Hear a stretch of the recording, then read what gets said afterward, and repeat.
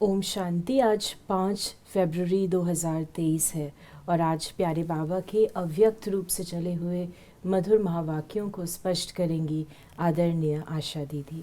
ओम शांति दीदी। ओम शांति। आज की मुरली की रिवाइज डेट है 9 दिसंबर 1993 और मुरली की हेडलाइन है एकाग्रता की शक्ति से दृढ़ता द्वारा सहज सफलता की प्राप्ति। तो बाबा ने कहा, आज ब्राह्मण संसार के रचता अपने चारों ओर के ब्राह्मण परिवार को देख हर्षित हो रहे हैं। ये छोटा सा न्यारा और अति प्यारा अलौकिक ब्राह्मण संसार है। सारे ड्रामा में अति श्रेष्ठ संसार है, क्योंकि ब्राह्मण संसार की हर गतिविधि न्यारी और विशेष है। इस ब्राह्मण संसार में ब्राह्मण आत्माएं भी विश्व में से विशेष आत्माएं हैं, इसलिए ही ये विशेष आत्माओं का संसार है। बाबा ने कहा कि हर ब्राह्मण आत्मा की श्रेष्ठ वृत्ति, श्रेष्ठ दृष्टि और श्रेष्ठ कृति विश्व की सर्व आत्माओं के लिए श्रेष्ठ बनाने के निमित्त है। हर आत्मा के ऊपर ये विशेष जिम्मेवारी है, तो हर एक अपने इस जिम्मेवारी को अनुभव करते हो। शिव बाबा का आना अपने ब्राह्मण संसार में ही होता है, क्योंकि ब्राह्मण जो हैं वो बाबा की पहली रचना है और बाबा इनके द्वारा नई सृष्टि का निर्माण करते हैं। तो इसमें बाबा ने जो कहा कि ब्राह्मणों की दृष्टि, वृत्ति, कृति, स्मृति ये सब कुछ न्यारी होती है। आम दुनिया की जो कुछ तौर तरीके हैं उनसे ये भिन्न होते हैं, क्योंकि शिव बाबा ने नई दुनिया की स्थापना करनी है, तो सब कुछ नई क्रिएट करते हैं। ब्राह्मण ने, उनके संस्कार ने, सब कुछ नया। फिर बाबा ने कहा कि सभी ब्राह्मण आत्माओं के अंदर संकल्प सदा रहता है कि हम विशेष आत्मा नंबर 1 बने, लेकिन संकल्प और कर्म में अंतर पड़ जाता है। इसका कारण, कर्म के समय सदा अपनी स्मृति को अनुभवी स्थिति में नहीं लाते। सुनना, जानना ये दोनों याद रहता है, लेकिन स्वयं को स्थिति में मानकर चलना, इसमें मेजॉरिटी कभी अनुभवी और कभी सिर्फ मानने और जानने वाले बन जाते हैं। फिर बाबा ने हम बच्चों को कहा कि अगर सीट पर सेट हैं तो कोई भी, चाहे कमज़ोर संस्कार, चाहे कोई आत्माएं, चाहे प्रकृति, चाहे आत्माओं, चाहे किसी भी प्रकार की रॉयल माया अपसेट नहीं कर सकती। जैसे शरीर के रूप में भी बहुत आत्माओं को एक सीट पर व स्थान पर एकाग्र होकर बैठने का अभ्यास नहीं होता, तो वो क्या करेगा? हिलता रहेगा ना। ऐसे मन और बुद्धि को किसी भी अनुभव के सीट पर सेट होना नहीं आता, तो अभी अभी सेट होगा, अभी अभी अपसेट होगा। शरीर को बिठाने के लिए स्थूल स्थान होता है और मन बुद्धि को बिठाने के लिए श्रेष्ठ स्थितियों का स्थान है। बाबा की मुरली एकाग्रता पर है, तो बाबा बता रहे हैं कि अपनी स्थिति को श्रेष्ठ रखते हुए उस पे आपको सेट रहना है। अगर स्थिति भी ऊंची नीची है तो भी भटकन होगी, और अगर वो स्पष्ट नहीं है तो भी भटकन होगी। इसलिए बाबा ने कहा, अपनी श्रेष्ठ स्थिति को पहले फिक्स करो और उसमें स्थित रहो। फिर बाबा ने कहा कि बाबा ये खेल देखते हैं बचपन के, अभी अभी देखेंगे बहुत एकाग्र हैं और अभी अभी एकाग्रता के बजाय भिन्न भिन्न स्थितियों में भटकते रहेंगे। तो इस समय विशेष अटेंशन चाहिए, मन और बुद्धि सदा एकाग्र रहे। एकाग्रता की शक्ति सहज निर्विघ्न बना देती है। मेहनत करने की आवश्यकता ही नहीं। एकाग्रता की शक्ति स्वतः एक बाप दूसरा न कोई, ये अनुभूति सदा कराती है। एकाग्रता की शक्ति सहज एक रस स्थिति बनाती है। एकाग्रता की शक्ति सदा सर्वप्रति एक ही कल्याण की वृत्ति सहज बनाती है। एकाग्रता की शक्ति सर्वप्रति भाई भाई की दृष्टि स्वतः बना देती है। एकाग्रता की शक्ति हर आत्मा के संबंध में स्नेह सम्मान स्वमान के कर्म सहज अनुभव कराती है। कितनी इम्पोर्टेंट है, कितनी सारी बातें बाबा ने एकाग्रता से क्या क्या प्राप्तियां।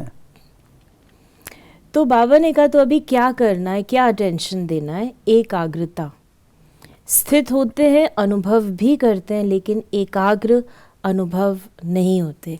कभी श्रेष्ठ अनुभव में, कभी मध्यम, कभी साधारण, तीनों में चक्कर लगाते रहते हैं।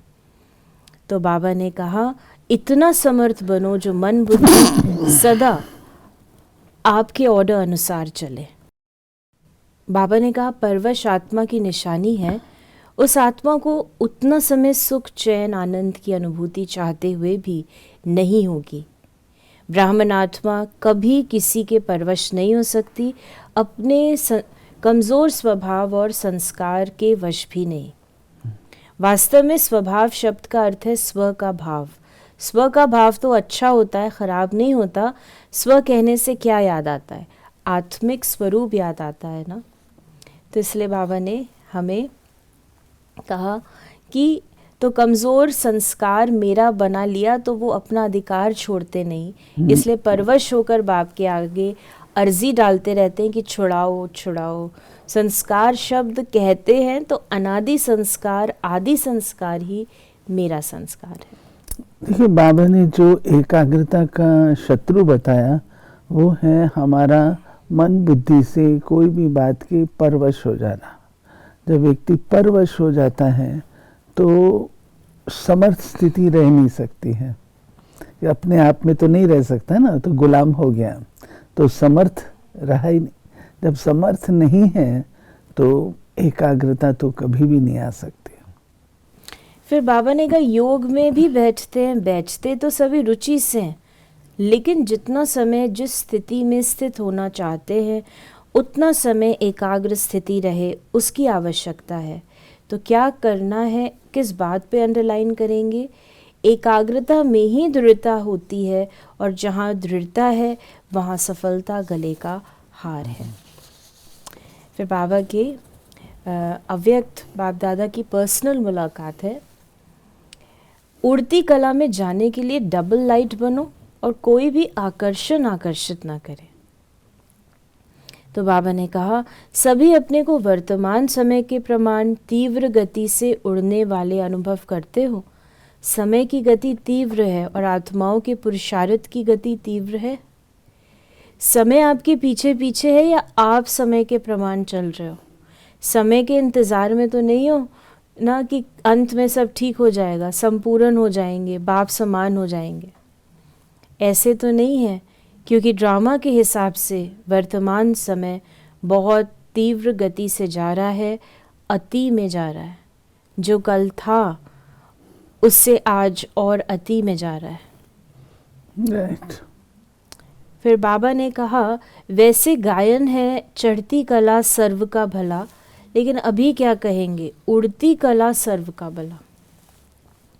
अभी चढ़ती कला का समय भी समाप्त हुआ, अभी उड़ती कला का समय है। तो उड़ती कला के समय कोई चढ़ती कला में पहुंचना चाहे तो पहुंच सकेगा नहीं। मैं बाबा बता रहे हैं कि जो समय है वो समय उड़ती कला का समय अनुसार अगर हमने अपने पुरुषार्थ की स्पीड को नहीं रखा तो हम अपनी मंजिल तक नहीं पहुंच पाएंगे। फिर बाबा ने कहा कि तो यहाँ भी अगर किसी भी प्रकार का बोझ है, चाहे अपने संस्कारों का, चाहे वायुमंडल का, चाहे किसी आत्मा के संबंध संपर्क का, कोई भी बोझ है तो उड़ती कला से हलचल में आ जाता है। कहेंगे वैसे तो मैं ठीक हूँ, लेकिन ये कारण है ना, इसलिए ये संस्कार का, व्यक्ति का, वायुमंडल का बंधन है।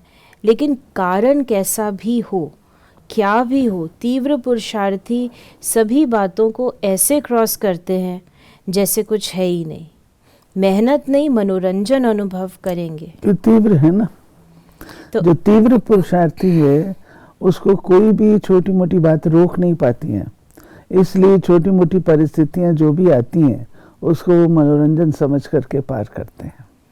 तो उड़ती कला है या कभी कभी नीचे आने का, चक्कर लगाने का दिल हो जाता है, कहीं भी लगाव नहीं हो, ज़रा भी कोई आकर्षित नहीं करे।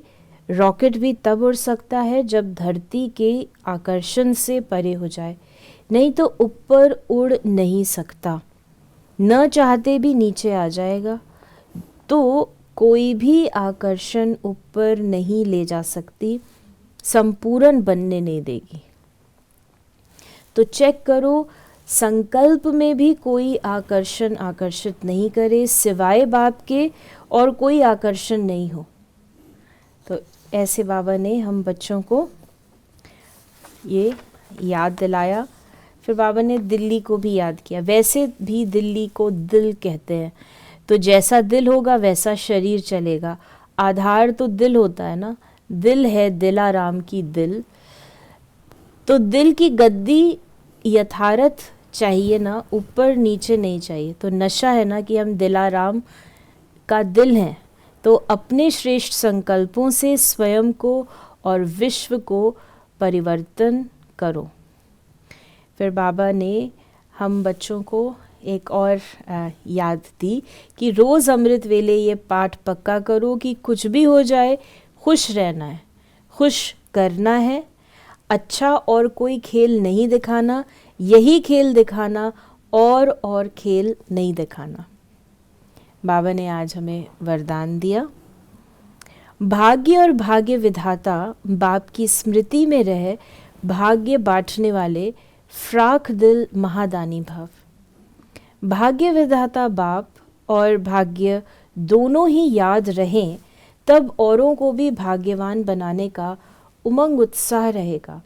जैसे भाग्य विधाता बाप ब्रह्मा द्वारा भाग्य बांटते हैं, ऐसे आप भी दाता के बच्चे हो, भाग्य बांटते चलो। वे लोग कपड़ा बांटेंगे, अनाज बांटेंगे, कोई गिफ्ट देंगे, लेकिन उससे कोई तृप्त नहीं हो सकते। आप भाग्य बांटो तो जहाँ भाग्य है वहाँ सब प्राप्तियाँ हैं। ऐसे भाग्य बांटने में फ्राक दिल श्रेष्ठ महादानी बनो, सदा देते रहो। बाबा ने कितनी अच्छी बात बताई है कि भाग्य बांटो।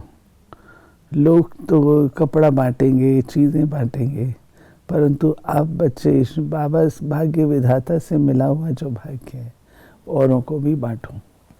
तो कैसे बांटेंगे? भाग्य आप कैसे बांटेंगे?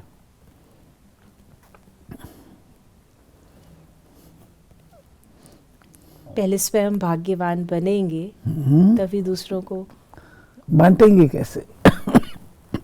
सही राह दिखा के, उनकी ज्योति जगा के। उनकी ज्योति जग जाएगी तो उनका भाग्य जग गया। अब भाग्य जिसका जग गया वो अपना भाग्य बनाने में लग जाता है। बाबा ने आज हमें स्लोगन दिया है मुरली में, जो एक नामी रहते हैं और इकोनॉमी से चलते हैं, वही प्रभु प्रिय है। एकाग्रता के आधार से हम एक नामी रह सकते हैं। एकाग्रता होगी तो एक नामी रहेंगे। तो ये थे बाबा के आज के मधुर महावाक्यों का स्पष्टीकरण। यदि आपके मन में कोई सवाल है तो उसे मैसेज या व्हाट्सएप मैसेज करें 8826599309 पर, और हम आपके प्रश्नों का उत्तर प्रश्नोत्तरी कार्यक्रम में देने का प्रयास अवश्य करेंगे। ओम शांति।